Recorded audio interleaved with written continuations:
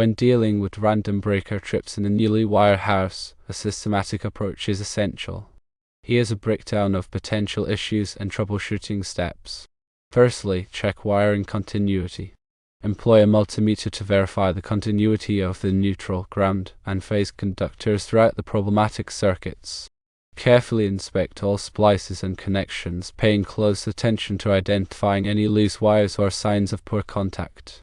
A loose connection can create resistance, leading to heat and potentially tripping the breaker. Secondly, inspect the panel and circuit breakers themselves.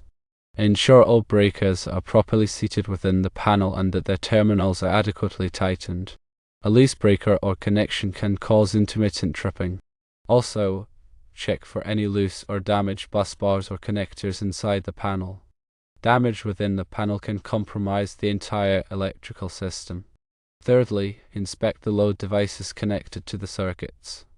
Disconnect all appliances, lighting fixtures, and other devices from the affected circuits. Then reset the breakers. If the breakers continue to trip even with all loads disconnected, this eliminates the devices themselves as the primary cause of the problem. This step helps isolate the issue to the wiring or the panel. Fourthly, check for ground faults.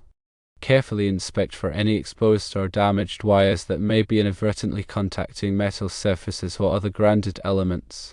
Use a ground fault circuit interrupter or GFCI tester to actively identify any ground faults present on the circuit.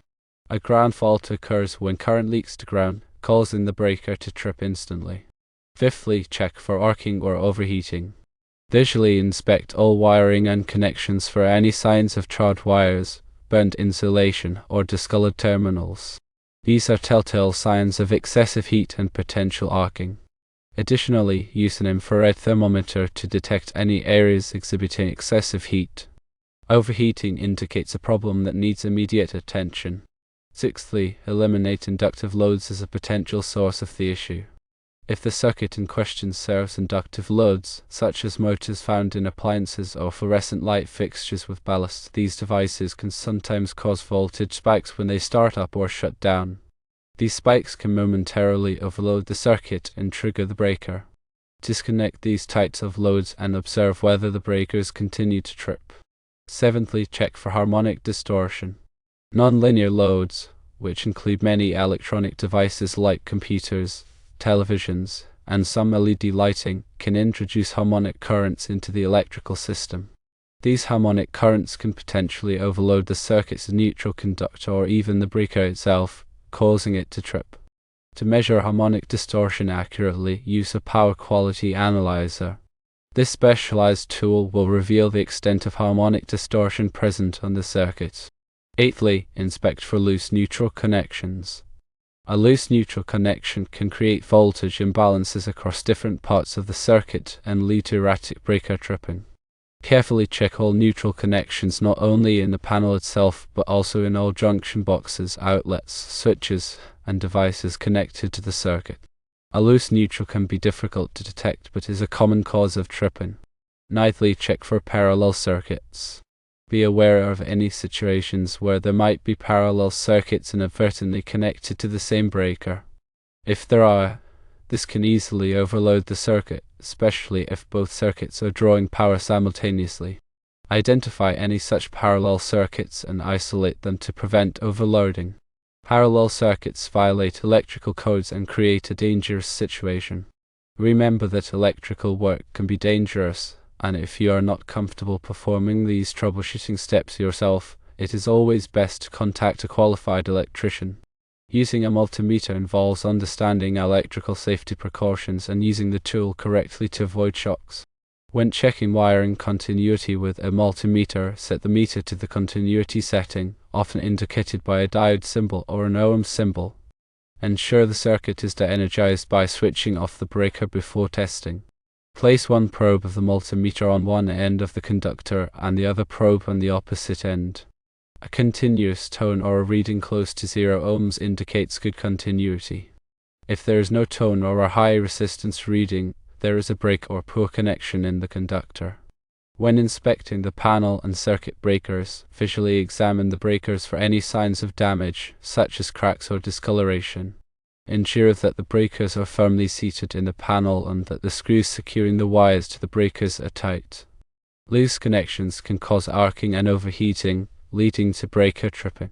Use a torque screwdriver to tighten the screws to the manufacturer's specified torque to ensure a secure connection. When inspecting load devices, check the amp rating of each device to ensure it does not exceed the breaker's amp capacity. Overloaded circuits are a common cause of breaker tripping. Also, inspect the cords and plugs of the devices for any signs of damage, such as frayed wires or loose connections. Damaged cords can cause short circuits and ground faults. When checking for ground faults, use a GFCI tester to verify that the GFCI protection is working correctly. Plug the tester into an outlet and press the test button. The GFCI should trip, cutting off power to the outlet. If the GFCI does not trip, it needs to be replaced. When checking for arcing or overheating, pay attention to any unusual smells, such as a burning odor. This can indicate overheating wires or components. Use an infrared thermometer to measure the temperature of wires, connections, and devices. Compare the readings to the manufacturer's specifications to identify any areas of excessive heat. When eliminating inductive loads, consider using a power conditioner or surge protector to protect sensitive electronic equipment from voltage spikes. Inductive loads can generate voltage spikes that can damage electronic devices. When checking for harmonic distortion, use a power quality analyzer to measure the total harmonic distortion, or THD, of the circuit. THD is a measure of the amount of harmonic distortion present in the circuit. High levels of THD can cause overheating of neutral conductors, transformers, and other electrical equipment. When inspecting for loose neutral connections, be especially careful when working with multi-wire branch circuits, which share a common neutral conductor. A loose neutral on a multi-wire branch circuit can cause voltage imbalances and damage to electronic equipment. When checking for parallel circuits, use a circuit tracer to identify all the circuits connected to a breaker. A circuit tracer consists of a transmitter and a receiver. The transmitter is connected to the breaker, and the receiver is used to trace the path of the circuit. If you find any parallel circuits, disconnect them and rewire the circuits to eliminate the parallel connection. The National Electrical Code, or NEC, provides guidelines for proper wiring practices and circuit design. Consult the NEC for specific requirements related to circuit sizing, overcurrent protection, and grounding. The NEC Table 310.15b16 provides ampacity ratings for conductors based on their size and insulation type. Ensure that the conductors used in the circuits are properly sized to handle the expected load. The NEC Article 250 provides requirements for grounding and bonding. Proper grounding and bonding are essential for safety and for preventing electrical shock hazards. If you are not comfortable performing any of these troubleshooting steps yourself, it is best to contact a qualified electrician. Electricians have the training, experience, and tools necessary to safely and effectively diagnose and repair electrical problems. Remember to always turn off the power to a circuit before working on it. Use a voltage tester to verify that the circuit is energized before touching any wires or connections. Wear appropriate personal protective equipment, such as safety glasses and insulated gloves.